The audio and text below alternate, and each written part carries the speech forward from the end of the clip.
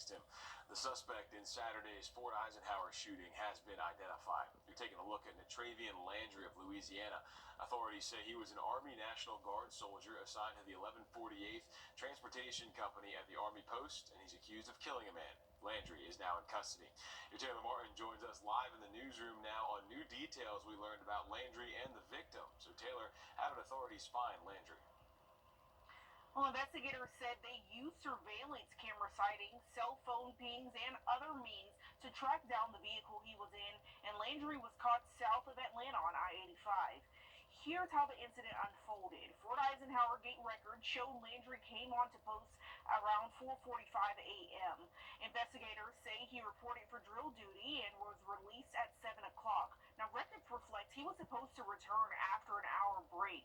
According to investigators, he drove to the on-post home of his child's mother and got there at 7:15 a.m. The woman says she was in a romantic relationship with the victim, Sergeant Andre S. Stewart Jr., and the two were in bed when Landry got there. Investigators say she says she woke up to a commotion in her bedroom with Landry standing near the entrance. After she tried to talk to him and he turned away, she heard a gunshot from his position. A witness says she saw Landry hit Stewart 4 times with the gun before shooting at him and leaving, reportedly at 7:50 a.m. when Fort Eisenhower went on lockdown. One woman we spoke to says she was asleep on post when that started. I was in bed and was awakened by the PA system with an announcement saying not to leave your dwelling. We were on lockdown. We're on lockdown. Active shooter, do not leave your dwelling.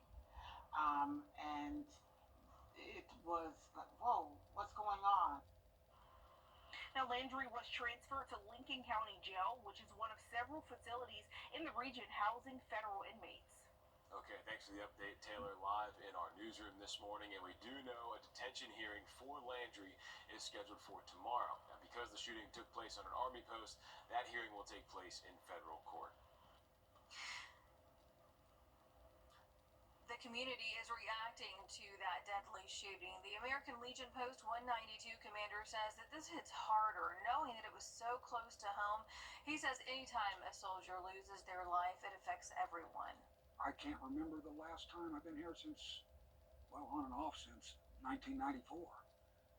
I can't remember the last time that they had a shooting where somebody was killed or really even wounded.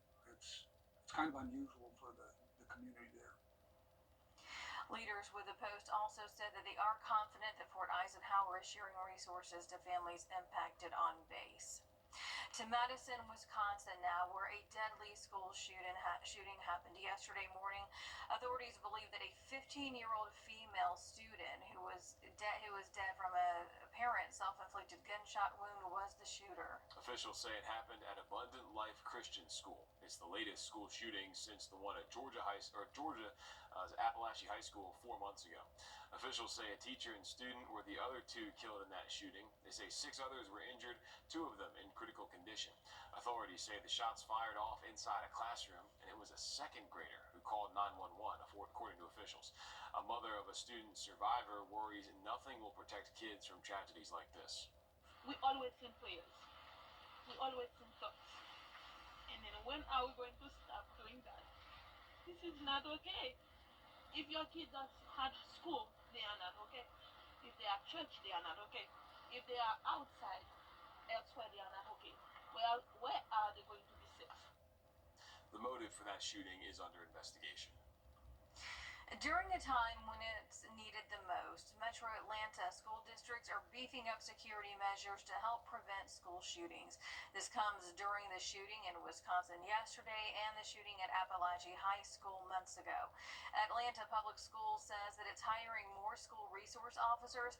Other security measures are safety vestibules, weapons detection platforms, and an AI gun detection system. The Department of Education will meet next month to discuss school safety for the entire state of Georgia.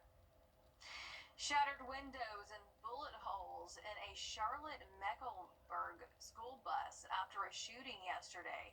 Police say that a suspect is in jail after an argument outside the bus led to gunfire. Officials say that one student was cut by sharp glass from a window. They say about 30 students were on the bus. No other students were injured. Police say that one car was also shot. Back here at home, gates remain locked. The Orangeburg County Sheriff's Office is searching for this missing teen on your screen. Officials say 16-year-old Kayvon Green was last seen on Corona Drive. They say that he was wearing a Popeye shirt, black jeans, and red slides. If you know where he may be, call the Orangeburg Communication Center. We do have that number on your screen, 803-534-3550.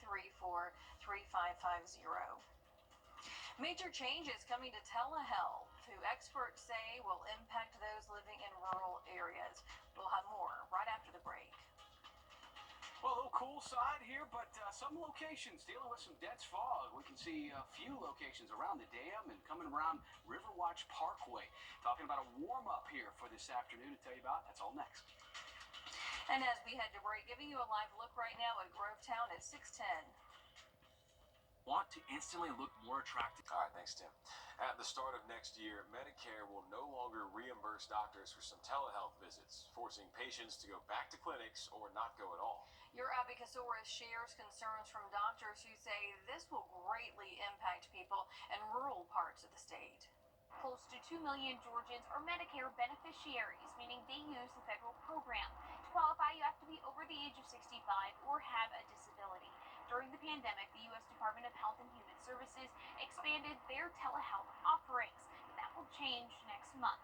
The U.S. Department of Health and Human Services will soon not reimburse doctors for specialties like physical therapists, speech-language pathologists, and audiologists. Medicare is the second largest federal program behind Social Security, totaling $839 billion. Dr. Cecil Bennett says it'll cost more in the long run. Seniors need physical therapy. Now, you can imagine that physical therapy usually you have to go to once or twice or 3 times a week. Someone who has immobility, someone who doesn't have access to transportation, where they're going to find the resources. Bennett was recently appointed by the governor to the Georgia Board of Healthcare Workforce. There are not enough medical professionals practicing in rural parts of the state. He said without one visit to the physical therapist, a fall could be deadly. Increased risk of fall leads to increased risk of a hip fracture. And there's a rule of thirds when it comes to hip fractures. A third recover, a third are permanently disabled, and a third die. Jessica Wagner with RxNT, a cloud-based healthcare software company, says people now rely on telemed. This change means patients could forgo or push off care. They end up in an emergency room, and they oftentimes end up with a worse situation than if they had just seen a provider to begin with. The change begins January 1st. The Department of Health and Human Services will still cover mental health and primary care visits. In Atlanta, I'm Abby Kasoris. Good news for Georgia families who still need health benefits. The deadline to enroll in Georgia's newest health insurance has been extended. The open enrollment deadline for Georgia Access has been pushed to this Friday, December the 20th. That's because of reported technical issues with the website. If you enroll by Friday, you should have coverage starting in January. Augusta city leaders are holding another town hall meeting on Helene recovery efforts tonight. That'll be at Diamond Lake starting at 6 o'clock. Another one is scheduled for tomorrow at the Municipal Building in downtown Augusta. That meeting is expected to start at 6 p.m. There's going to be a ceremony for incoming and outgoing commissioners an hour before that. The Richmond County Coroner's Office is gaining a new deputy coroner. The Richmond County Coroner's Office is gaining a new deputy coroner. North Augusta Public Safety Officer John Rutland is retiring and will soon work for the Richmond County Coroner's Office. Rutland received a recognition of service at last night's North Augusta City Council meeting. He served 34 years in public service as an officer, paramedic, firefighter, and a member of the military. Rutland's last day is Friday. Staying in North Augusta, the new public safety headquarters is nearing completion. Right now, the Criminal Investigations Division is operating out of the new location on East Buena Vista Avenue. Court and records staff are set to move in between now and the start of the new year with the goal of having municipal court operating out of there by the first week of January. Dispatch, patrol, and administration will move in once the 911 system has been installed.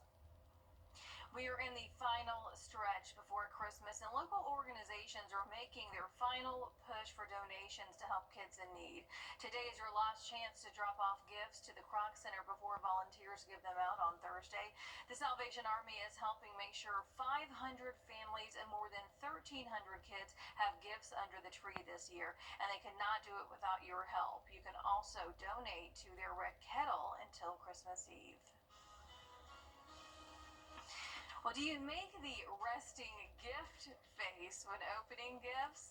And President-elect Donald Trump is making plans to privatize the U.S. Postal Service. We've got all that and more coming up in your morning business report. And as we head to break, giving you a live look right now at Riverwatch at I-20. Time now 6:20. I'm Mike. First Alert Radar Network. With up to 10 times the resolution of other local radars and technology that can pinpoint right down to your street. First just got faster. Live from Augusta. We're watching News 1226 this morning. 10 shots fired on base. He left from gate 5, direction of travel unknown. Out of Central 0749. A dispatch call moments after a murder suspect opened fire at Fort Eisenhower, allegedly killing one man. We have the latest details in the investigation.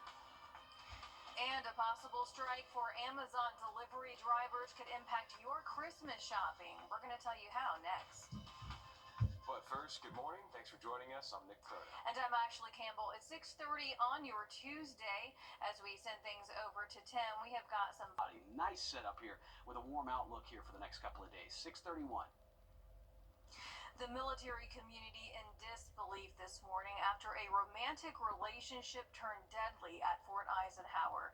Newly released details accuse this man, 25-year-old Natravian Landry, of shooting and killing a man found in bed with his child's mother. Officials say Landry was an Army National Guard soldier on post. The victim, Andre Stewart Jr. of Tennessee, was an Army reservist. All of this unfolding Saturday morning, forcing the post on lockdown for nearly an hour. Your Taylor Martin joins us now live in the studio with new details in this investigation. Taylor? Well, investigators say Landry came onto post around 4:45 a.m.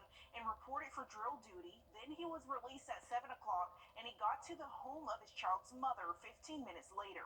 Records reflect after being released at 7 a.m., Landry was supposed to return after an hour break. Investigators say his child's mother says she woke up to a commotion in her bedroom with Landry standing near the entrance. After she tried to talk to him and turned away, she heard a gunshot from his position. And a witness says she saw Landry hit Stewart 4 times with the gun before shooting at him and leaving. Reportedly at 7:50 a.m. when Fort Eisenhower went on lockdown. That's when alerts started going out for law enforcement agencies to watch for him. Investigators say they used surveillance camera sightings, cell phone pings, and other means to track down the vehicle he was in, and Landry was caught south of Atlanta on I-85. We spoke to one woman who says she was in bed when the lockdown was announced. My children were asking me, Mom, what's going on? What's going on? And then you're immediately running around making sure that the doors and the windows, everything is secure. And you're looking out to make sure, okay, there's nobody out there, because we just didn't have a lot of information. And Landry is charged with 1 count of murder and was transferred to Lincoln County Jail. All right, thanks for that, Taylor. And we do know his detention hearing is scheduled for tomorrow. This shooting sent shockwaves across the community. We learned from the American Legion Post 192 commander this hits hard knowing it was so close to home. Jim Reza says a crime like this is unusual and a loss of life in the military community is felt all around. I can't remember the last time. I've been here since, well, on and off since 1994. I can't remember the last time that they had a shooting where somebody was killed or really even wounded. It's kind of unusual for the community there. Leaders with the Post also say they're confident Fort Eisenhower is sharing resources to families impacted. The American Legion Post 192 says they offer their support as well. 2 men arrested and facing federal charges in the deaths of 3 Georgia soldiers killed earlier this year in a drone attack. The U.S. Attorney. If you're Christmas shopping on Amazon, you may have to worry and purchase your items soon. A strike is looming for delivery delivery drivers in the midst of the busy holiday season. Workers are demanding better wages, more consistent hours, safer working conditions, and even better winter coats for deliveries. If drivers choose to strike before the Christmas holiday, this will threaten the timeliness of customers' packages. You know, you click there and you pay an extra amount to have it delivered by the 22nd or 23rd, and then there's a strike. Maybe that delivery certainty goes out the window, and that's not going to be happy for many people. Amazon union workers at 2 New York warehouses have already authorized a strike for their members. In Atlanta, around 200 Amazon drivers have unionized with the Teamsters. A boil water advisory is still in effect for part of McCormick County. If you live on or near Crescent Drive, you still need to boil your water for 1 minute before using it. Officials say that a water line break has caused that advisory. They say dirt or debris may have gotten into the water system because of the break. Of course, we'll let you know when that advisory has been lifted. South Carolina students will have to adjust to a new policy banning cell phone use in the classroom. What families need to know before it takes effect coming up. Well, we can take a look here from Grovetown. This hasn't been a problem with fog. You can look and see that the skies are mainly clear, but you get towards downtown, definitely foggy, but we're going to be warming up with a pretty nice day set up for us. We'll have that and much more coming up. Taking it a break, giving you a live look at Calhoun Expressway. We're coming up on 640. This is a simple 20s, 646. All right, thanks, Tim. Students across South Carolina will soon be going on their winter break, and when they get back in January, a new rule will greet them: no cell phones allowed in the classroom. State House reporter Mary Green has the details on what families need to know. This new policy follows a directive from here at the State House requiring local districts enact some sort of student cell phone ban starting in January or put their state funding at risk. The main goal is that we want students to be fully focused in the classroom. We talk a lot about chronic absenteeism, and I'm worried about students who are chronically absent while sitting in the classroom because they're distracted by technology. Earlier this year, the State Board of Education approved a model policy that prohibits students from accessing devices, including cell phones, smartwatches, tablets, and gaming devices during the school day, with very limited exceptions. In the months since, districts have adopted their own policies that were required to be at least as strict as the state's. But they had the flexibility to decide other factors, like whether students could use their devices on buses and at after-school activities, and what the consequences would be for students who break the rule. Rock Hill Schools has had a cell phone policy in place since August 2023, before the state's, and says while there was some anxiety when it was first implemented, it's been successful. Children are reconnecting. Coming out of the pandemic, you saw a lot of kids who were on devices, on their phones, not really talking to one another. But now you go out to one of our high schools during class exchange or during lunch periods, and you see kids reconnecting over books, reading books, and having conversations. Superintendent Weaver says the Department of Education will stay in communication with both districts and with teachers in the months ahead to see what's working, potentially craft further recommendations, and ensure that this mandate is actually being followed. Reporting from the State House, I'm Mary Green. Under the state's model policy, exceptions would be allowed for students with IEPs and medical plans if the device is needed for medical or educational purposes. Students who serve as volunteer firefighters or in other emergency organizations could also have their phones with permission from their district superintendent. The Georgia Department of Human Services is rolling out a new safety feature to address ongoing EBT fraud. The state just announced its new EBT lock card feature to help secure accounts. SNAP recipients can log into the Connect EBT website or download the app to lock and unlock their benefit card. Georgia is one of 14 states that have launched the program to address the hacks. One SNAP recipient says that she's glad the state is working to address the problem, but feels there still needs to be a better system in place for victims. It's an awful feeling to have to be apprehensive now. Okay, are my benefits going to be there when I need them? Because by time it's time for them, my groceries are getting low. Since last fall, the Georgia Department of Human Resources says that it's issued more than $3 million in replacement benefits because of fraud. Taking a a quick break, but first we are taking you outside to Beach Island, 649. We'll be right back. Nicole, coming up on